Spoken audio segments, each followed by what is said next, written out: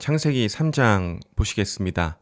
3장에는 아담이 범죄하는 내용이 등장을 합니다. 그리고 그 범죄를 하나님이 추적을 하시고 심판을 하시는 내용을 담고 있습니다. 여기에 과연 어떤 의미가 있고 이것이 1, 2장에서부터 전개되어 온 하나님의 복, 즉 하나님의 나라와 어떤 관계가 있는지 본문을 통해서 살펴보겠습니다.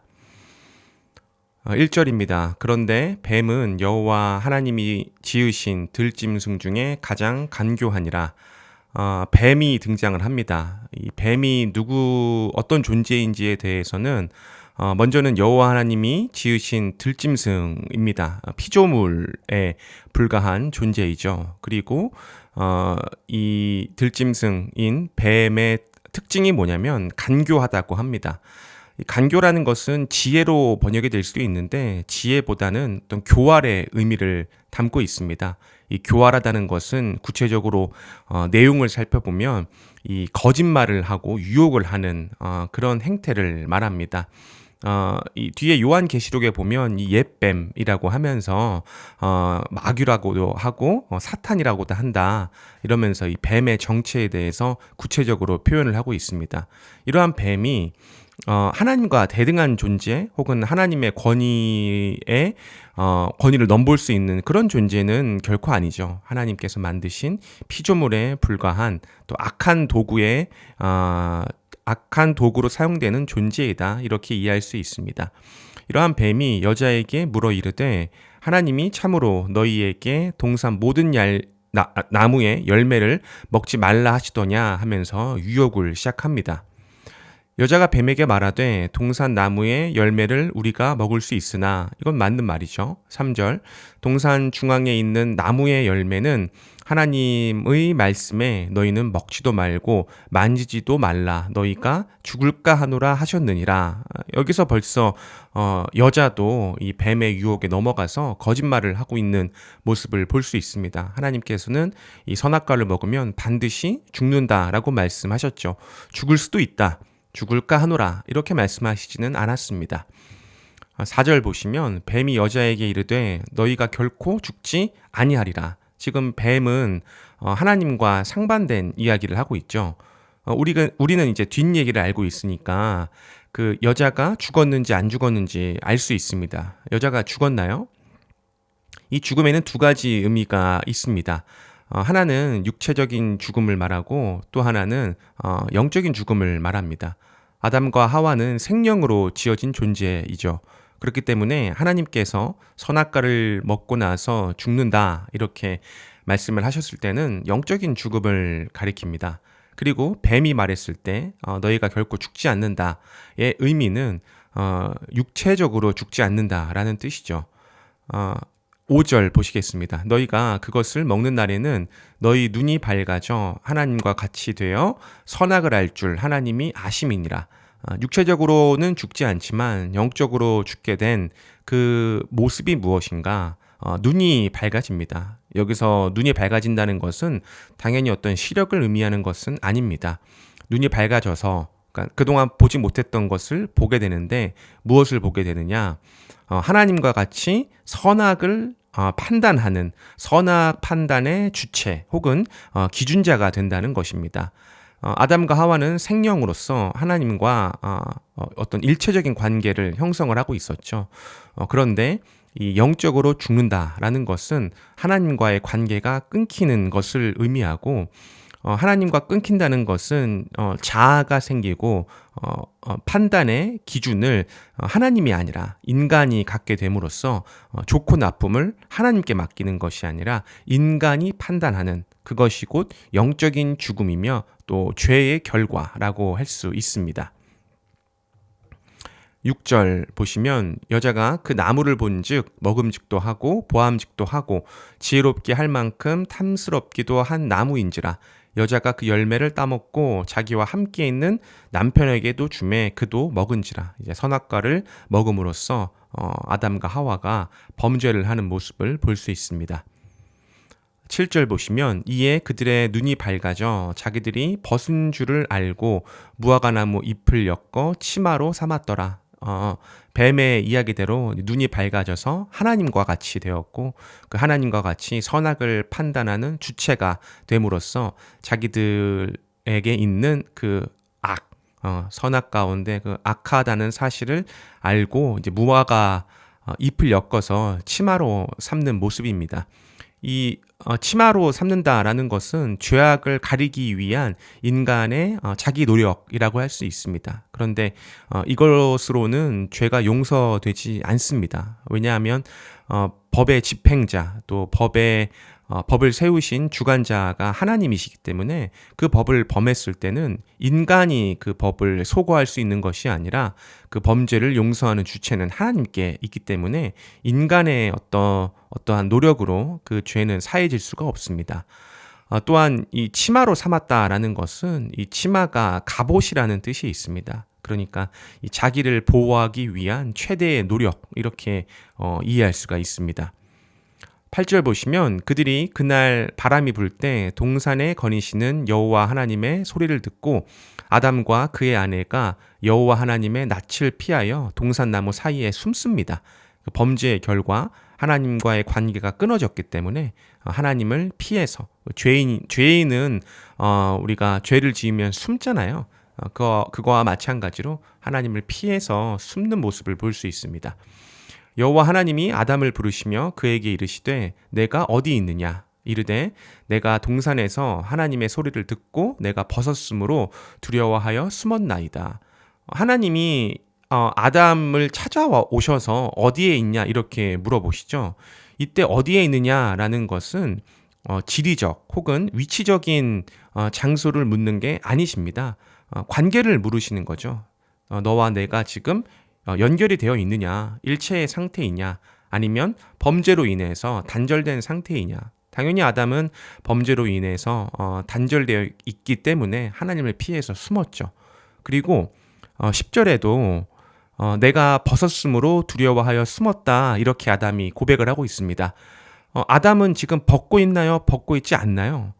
아담은 지금 무화과 나무 잎으로 치마를 엮어서 입고 있습니다.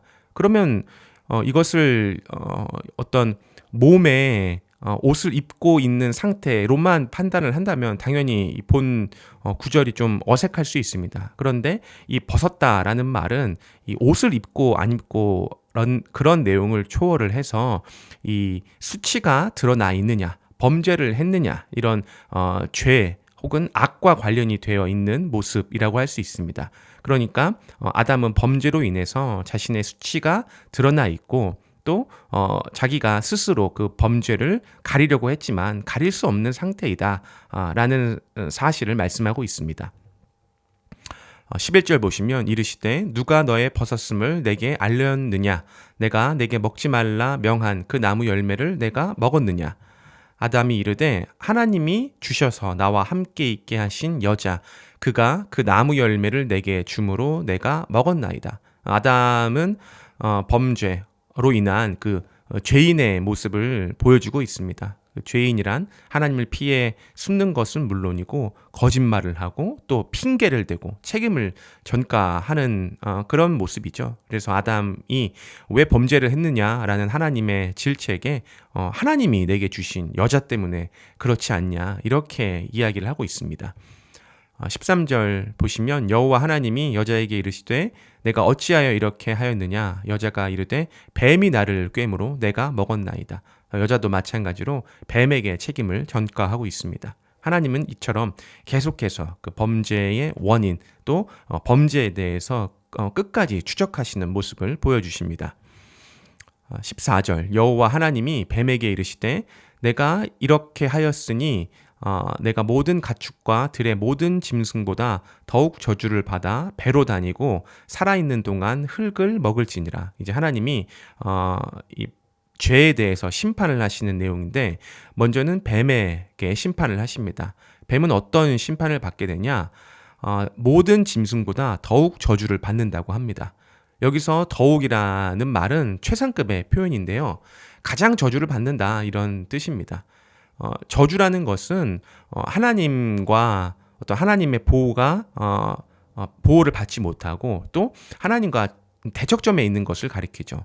즉 하나님은 선이신데 선에 반대되는 이 악의 역할을 이 뱀이 하게 된다. 이런 뜻이고 또 저주를 받은 상태가 무엇인가? 이 배로 다니는 것입니다. 이 배로 다닌다는 것은 우리가 뭐 뱀이 이렇게 배로 다니는 모습 뭐 이렇게 연상할 수도 있지만 이 궁극적인 의미는 뭐냐면 저주를 받아서 아주 굴종적이고 굴복하는 또 비천한 모습을 가리켜서 이 배로 다닌다 이렇게 표현하고 있습니다. 또한 살아있는 동안 흙을 먹는다고 하는데요. 여기서 흙이란 세상을 가리킵니다. 즉 이 사탄 뱀이 저주를 받아서 이 피조 세계를 지배하죠. 그래서 아담 이후로 하와가 출산을 하는 모든 인간은 저주를 받게 되어 있는 상태이고 그 저주받은 인간들은 이 사탄의 권세 아래 놓이게 됩니다.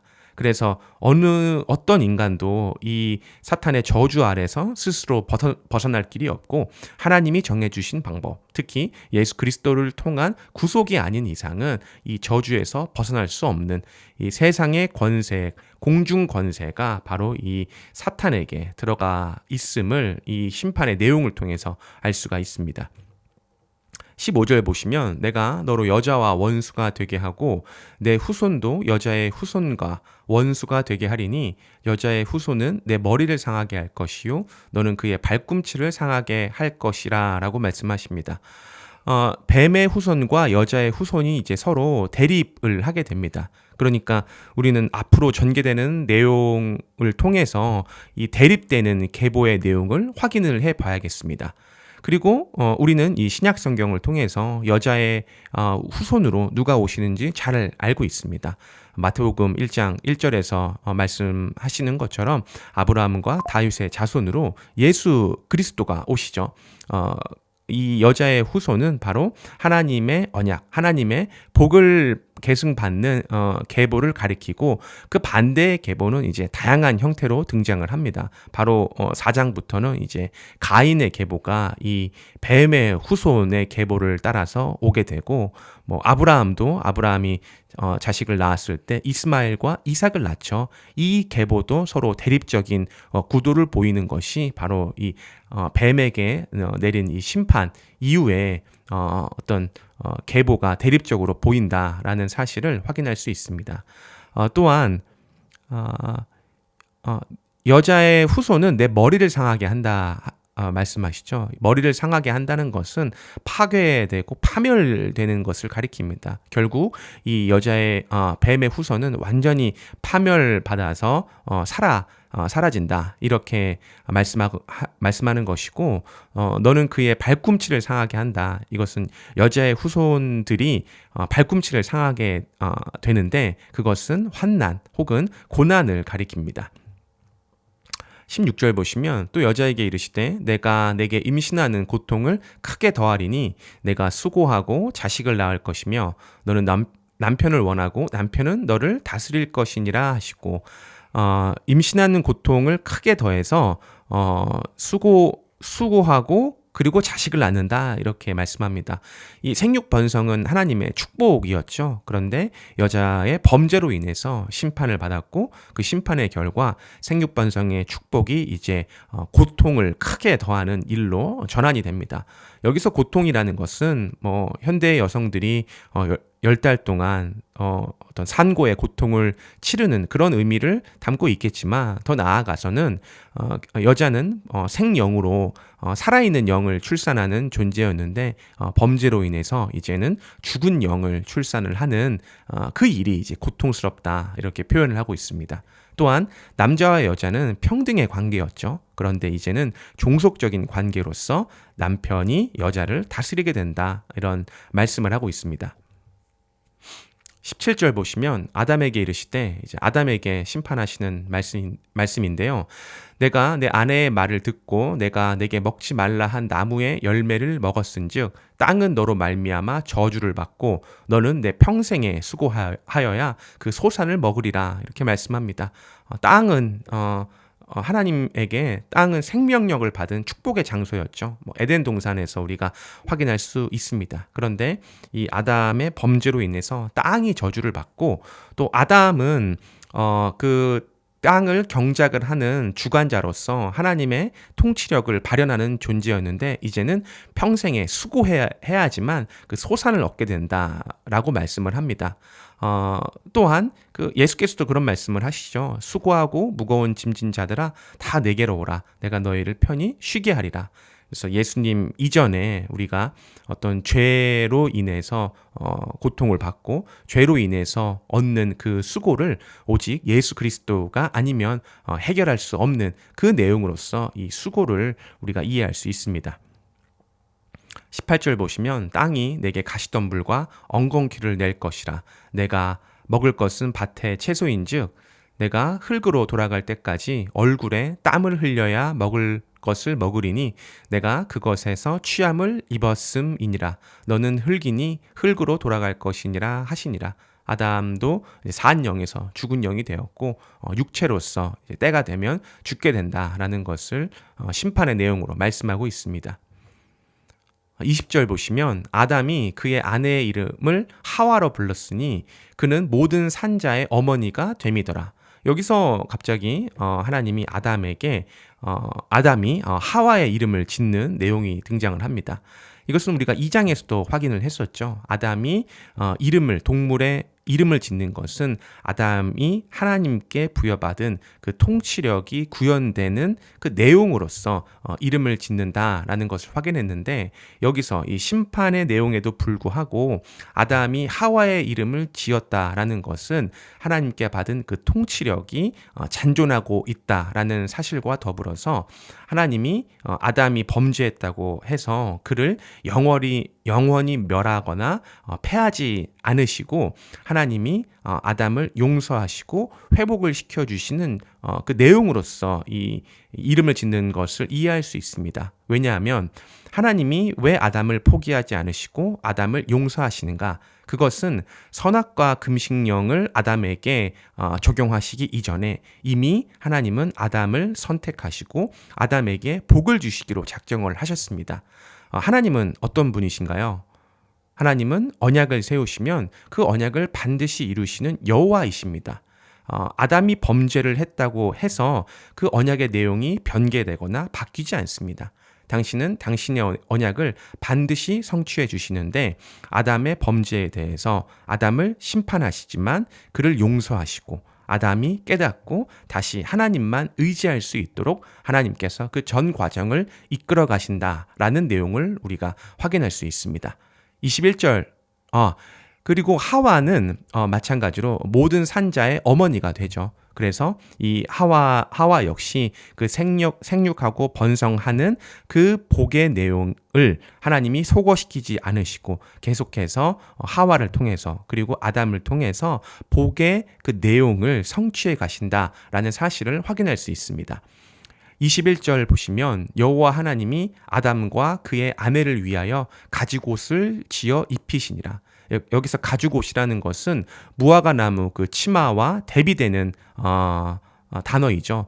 즉 인간은 스스로 자기의 죄를 속죄하기 위해서 치마를 만들어서 입었지만 하나님이 보시기에 그것으로 인간의 죄는 결코 사해질 수 없고 하나님은 하나님이 정하신 그 속죄의 방법이 있습니다. 그것이 바로 가죽옷을 지어 입히시는 겁니다. 가죽옷이라는 것은 동물의 생명이 필요한 것이죠. 동물의 피가 필요합니다. 그래서 반드시 이 속죄에는 생명의 대가가 필요합니다. 하나님은 이 짐승의 생명을 이 아담과 하와의 생명을 대체해서 그 생명을 받으시고 그걸 대속하여서 아담과 하와의 죄가 속해집니다. 이것이 구체적으로 모세의 율법에 가서는 제사의 규례로 자리를 하게 되고 이스라엘 백성들이 제사, 속죄를 받을 때 반드시 양과 염소 등을 가지고 가서 이 속죄의 제물, 대속의 제물을 통해서 용서를 받았습니다. 그리고 궁극에 가서는 예수 그리스도가 당신의 몸을 영원한 그 속죄의 제물로 드리사 우리에게 영원한 속죄의 영광을 주셨다라는 사실을 우리가 신약 성경을 통해서 확인할 수 있습니다. 이 가죽옷이라는 것은 결국 하나님께서 복에 근거해서 당신의 언약에 기초하여서 아담과 하와를 용서하시고 그들을 통해서 당신의 언약을 계속해서 신실하게 이루어 가심으로써 여호와 하나님을 입증하시는 내용을 전개해 나가십니다. 22절 보시면 여호와 하나님이 이르시되 보라 이 사람이 선악을 아는 일에 우리 중 하나같이 되었으니 그가 그의 손을 들어 생명나무 열매도 따먹고 영생할까 하노라 하시고 여호와 하나님이 에덴 동산에서 그를 내보내어 그의 근원이 된 땅을 갈게 하십니다.